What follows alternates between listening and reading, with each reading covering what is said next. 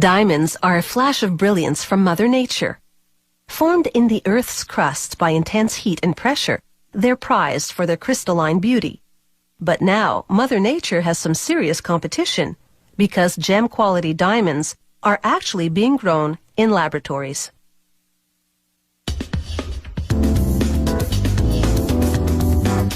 Diamonds grown in labs are dazzling even the skeptics. While lower-grade diamonds have long been grown for industrial use, they were more grit than glitter. But these diamonds have that gem-quality sparkle. They start with a robotic laser. It slices slivers from a chunk of real diamond to produce tiny wafers. They're 5 millimeters wide and a 1/4 millimeter thick. That's about as thin as a human hair.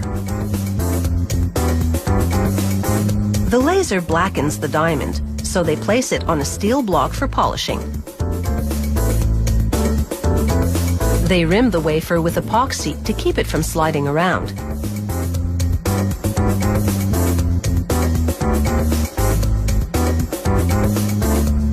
This epoxy requires an activator, so they brush it on next. The chemical reaction causes the epoxy to solidify in seconds to firmly secure the sliver on the block.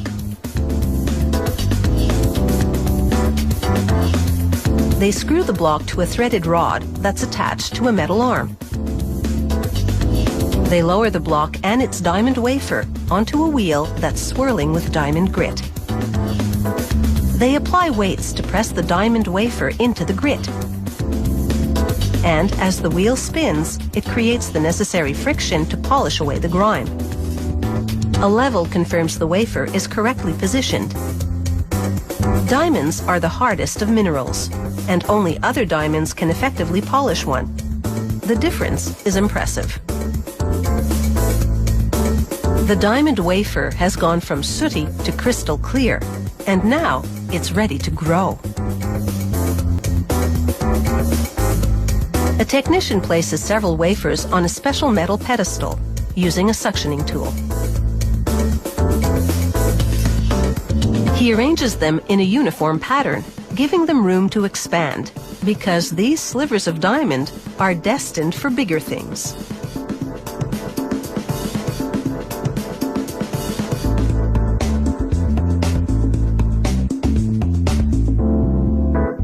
He lowers a metal chamber over them.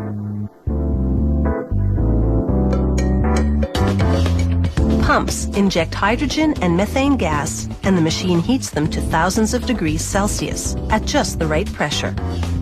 The gases form a plasma, which rains onto the diamond wafers and causes them to grow. After just 2 weeks, the diamond slivers have grown into stones at least 10 times the original size. It's quite a transformation. But these diamonds in the rough need a lot more work to really sparkle. They dab epoxy onto the tip of a pointed steel rod called a dop and center the lab-grown diamond on the epoxy-coated tip.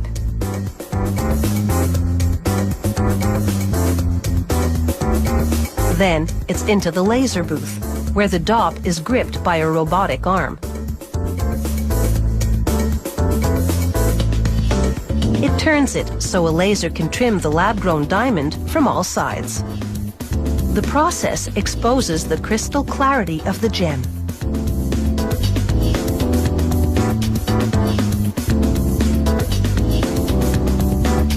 A technician checks the quality of the lab-grown diamond with a jeweler's magnifying glass.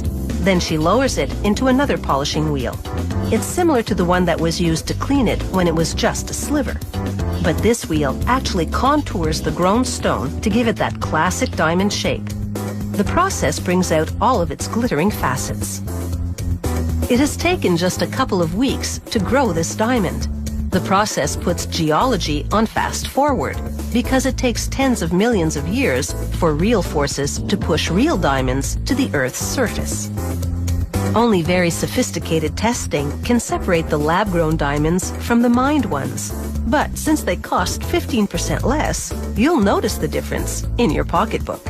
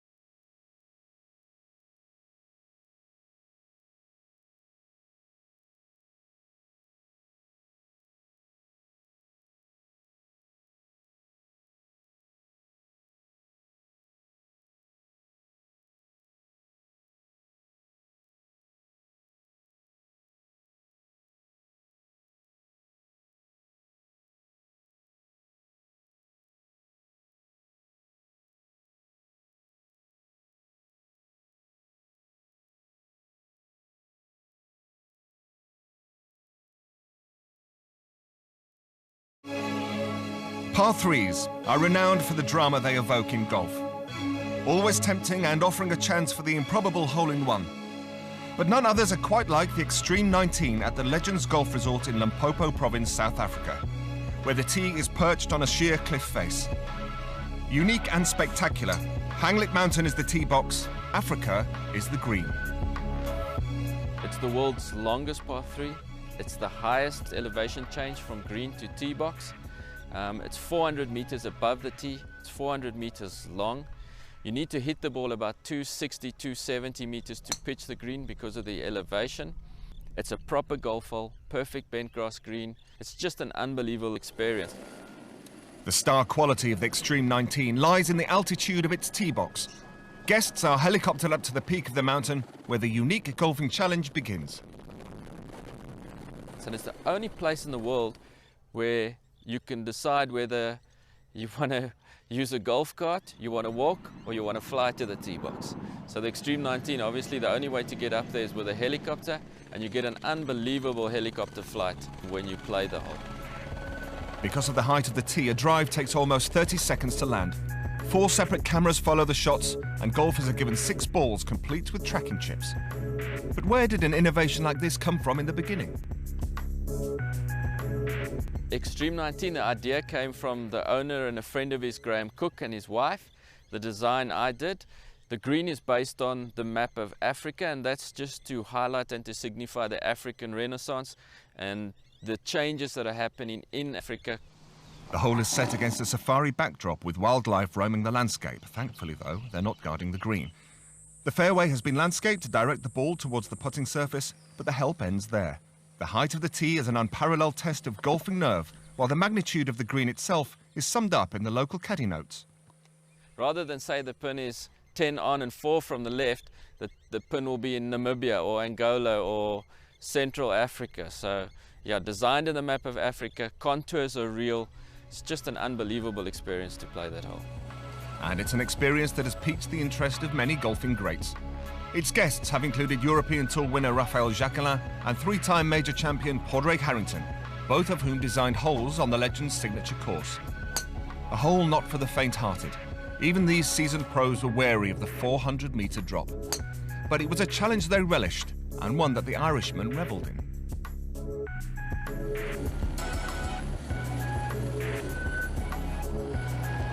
While Jacquelin put his tee shot on the putting surface, it was this up and down from the bunker just off the coast of Senegal that meant Harrington became the first man to par the Extreme 19. The severity of the hole has not put people off trying it, though, as the design has captured the golfing world's imagination.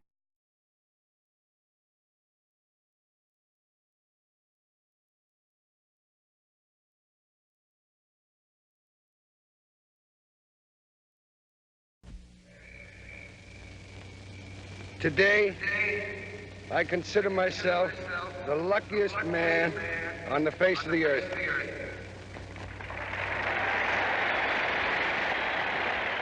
That I might have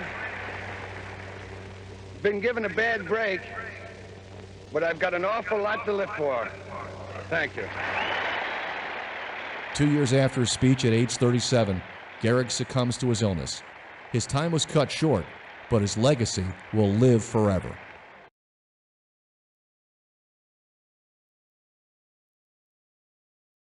Third time. High fly ball, shallow center. Billy getting himself to run in and make the catch. There's the catch. There's the tag. Here comes the throw to the plate. He is out. Down to third. Out there. That's a triple play, folks. We've got ourselves a triple play. The first in Diamondbacks history. And you talk about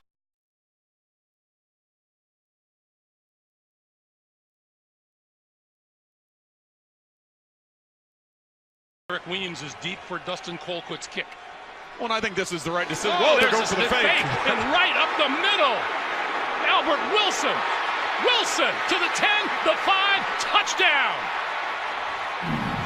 What a gutsy call by Andy Reid and Dave Tobe, his special teams coordinator. Well, he thought better of it, all right, didn't he? When they lined up to go for it on 4th down in their own territory to start off the second half, as you see Wilson just take it right up the middle. Wilson being the short back or the protector, just a direct snap to him. 55 yards.